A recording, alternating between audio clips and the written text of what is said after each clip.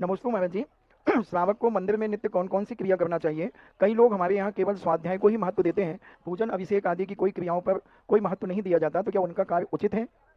ऐसे जी महत ज्ञान तो प्राप्त कर लेंगे, लेकिन ज्ञान का फल उन्हें मिलने वाला नहीं। जैसे जो स्वाध्याय स्वाध्याय करते हैं, आपने देखा है, इनको ज्ञान बहुत होता है, लेकिन ये गरीब रहते हैं और फिर बाद में आरोप लगाते हैं कि सरस्वती और लक्ष्मी दोनों शौतन हैं, एक साथ नहीं रहते।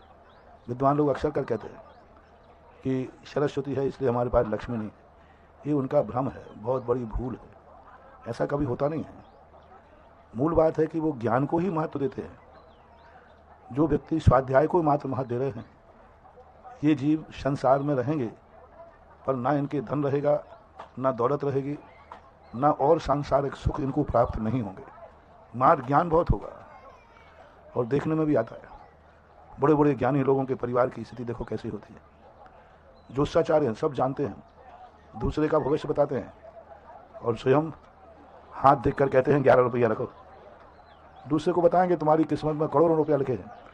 अब करोड़ों रुपए के रास्ता बता करके मिलना उनको कितने हैं? 11 रुपये। क्यों हुआ इनका? ज्ञान है इन विद्वानों के पास, बहुत सारे लोगों को। ब्राह्मण लोग भी, कई लोग हम लोगों से कहते हैं, आते हैं, बोले महाराज हम लोगों को इतना ज्ञान है पर हम लोग दरिद्र क्यों होते, पैसा क्यों नहीं होता? तो मैंने कहा तुम लोगों ने सदा ज्ञान ही ज्ञान किया है। जो 24 घंटे स्वाध्याय स्वाध्याय ग्रस्त होकर के स्वाध्याय स्वाध्याय ही करते रहते, इनकी दशा ऐसी होगी कि ज्ञान प्राप्त तो करेंगे लेकिन रहने को मकान भी नहीं होगा, खाने के लिए इंतजाम करना भी मुश्किल हो जाएगा, क्योंकि अन्न पुण्य तो इनने किया ही नहीं। अमीरी दान से आती है, दान तो इनने कभी दिया ही नहीं। खाने को पूजा को मिलती है तो पूजा करने से मिलती है, पूजा तो कभी की नहीं। धन के लिए कभी माला फेरी नहीं। तो यानी पुण्य जो संसार के वैभव को प्राप्त कराने वाले पुण्य हैं, षडावश्यक, उनमें दान पूजा मुख्य सावो धम्मो। श्रावक की सुख समृद्धि दान पूजा से बढ़ती है। तो यदि तुम चाहते हो कि हमारे पास ज्ञान भी हो और संसार में रहें तो घर का मकान थोड़ी बहुत धन दौलत भी हो, तो स्वाध्याय के साथ दान पूजा भी किया करो। एक पेपर में तुम अच्छे नंबर ला रहे हो, दूसरे पेपर में आप फेल हो तो आप फेल माने जाओगे। ये बहुत गलत परंपरा चली थी, अब तो कम हो गई। ऐसे ऐसे ज्ञानी व्यक्ति हमने देखे, लेकिन उनका अंत बहुत अच्छा नहीं होता, क्योंकि उन्होंने कोई पुण्य किया ही नहीं। जिस पूजा पाठ से पुण्य का बंध होना था वो तो किया ही नहीं। कभी दान देने का भाव नहीं आया, कभी मुनियों को आहार दान नहीं दिए। परिणाम ये है कि उनके आज ऐसे कुल में जन्म हो जाता है जहाँ खर्च के भी पैसे नहीं। दूसरों के पंडिताई करेंगे, प्रवचन देने जाएंगे, दूसरे का कुछ धर्म के कार्य करेंगे, विधान कराएंगे, सो रोजी रोटी मिल जाएगी। कितना बड़ा दुर्भाग्य है।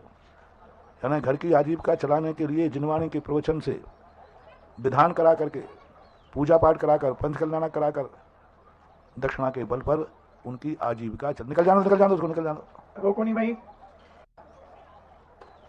तो आजीविका चलाने के लिए बहुत बड़ा इसमें हमने विचार किया कि अपनी जिंदगी की आजीविका चलाने के लिए लोगों को धर्म से चलाना पड़े, शास्त्र बेंच के चलाना पड़े, भगवान की पूजा करवा के चलाना पड़े, गद्दी पर प्रवचन दे करके आजीविका चलाना पड़े कि चलो प्रवचन देने जाएंगे तो 10-50 हज़ार रुपया, चलो विधान कराने जाएंगे 10-20 हज़ार रुपया। ये बहुत बड़ा दुर्भाग्य है, बहुत बड़ा दुर्भाग्य है। लेकिन करें क्या, दूसरा उपाय नहीं है।